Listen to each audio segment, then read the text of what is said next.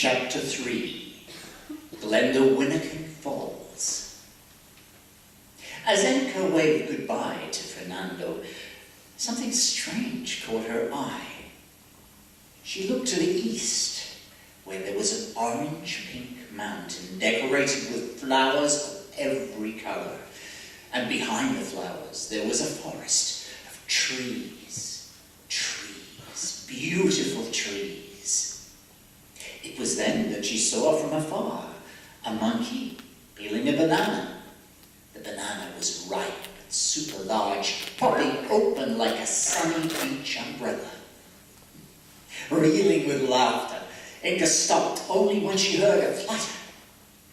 The sudden snap of a firefly had caused a stir, instantly drawing her attention.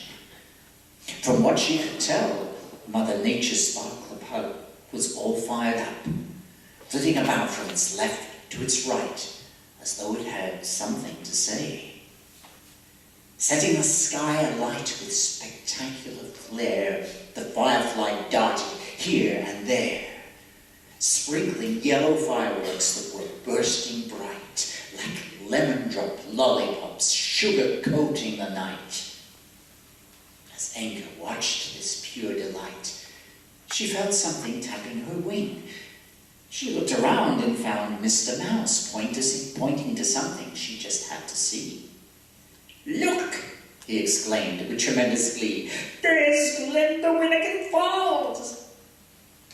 Now Sweet Swallow then turned around and saw a massively large waterfall. The water was emerald green and flowed with a roar. "Amazing!" she exclaimed. But the crystal fountain was to her the most fascinating of all. Enka walked up to the edge and looked down below at the bubbling water with a bluish-green incandescent glow.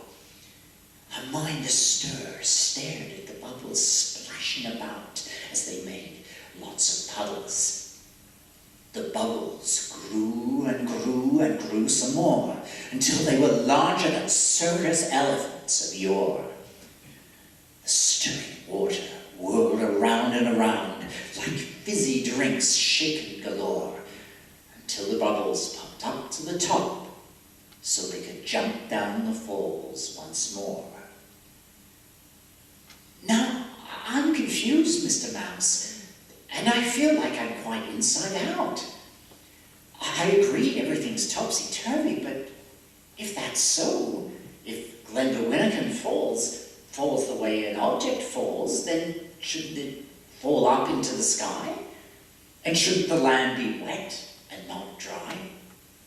"Don't be funny," answered the mouse, which was the size of a little dollhouse. "Glendowynnekin Falls is the falls. I think it's absurd to use it as a verb. It is, however, upside down, so you don't have to think with your head straight." I don't have to think with my head straight?" asked the puzzled Enka Chai. "No," Mr. Mouse replied. "You have to think of all the possibilities.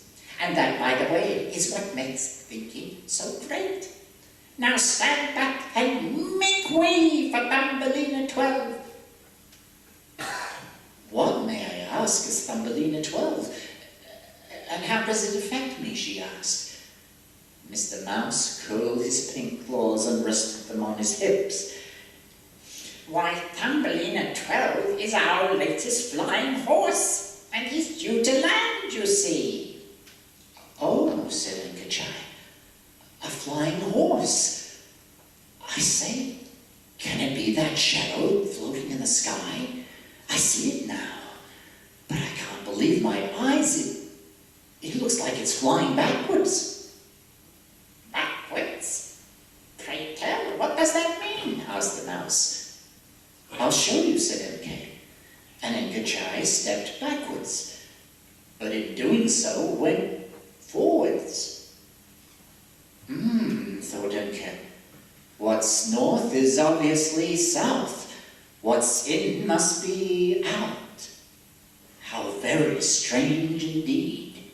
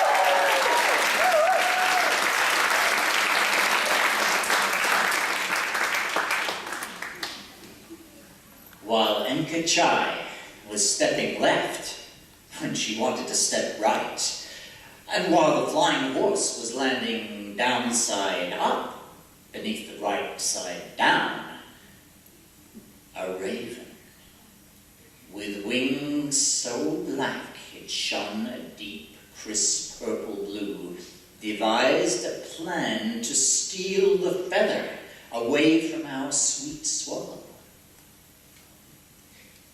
Passengers of every kind disembarked Thumbelina 12, and to watch them tumble down a pony's tail. And what a funny sight 'twas indeed when a donkey did a cartwheel with, would you believe, a cart. And the child laughed so hard, her feathers rippled in laughter. Never before could she have imagined the scene she saw before her. Just then, the raven swooped down with a mighty swoosh amidst this happy moment, and snatched the feather Nkachai had tucked safely under her wing. "Aha!" cried the raven.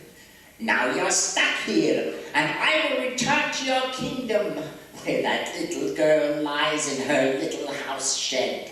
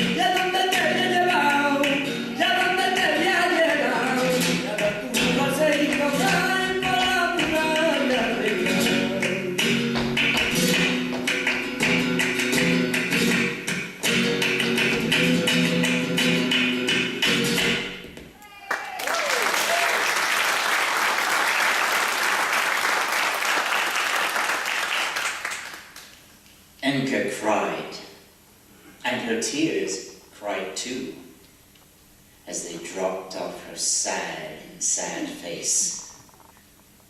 "Now don't you fret," the salty tears said. "Fairy of the night and still will help you get your feather back, and you'll return home from Orient R before the night returns to that wilderness of the galaxy above us." And Kachai sat for a while and wiped her weary, teary eyes dry.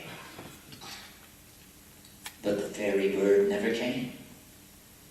This made her sad and left her wondering why.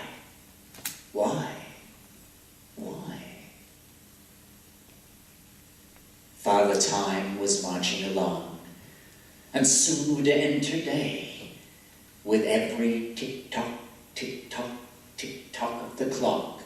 She knew she couldn't stay. So Enka stood prepared to leave, knowing it was going to be okay. She looked up and waved goodbye to the blue moon and fading stars, retreating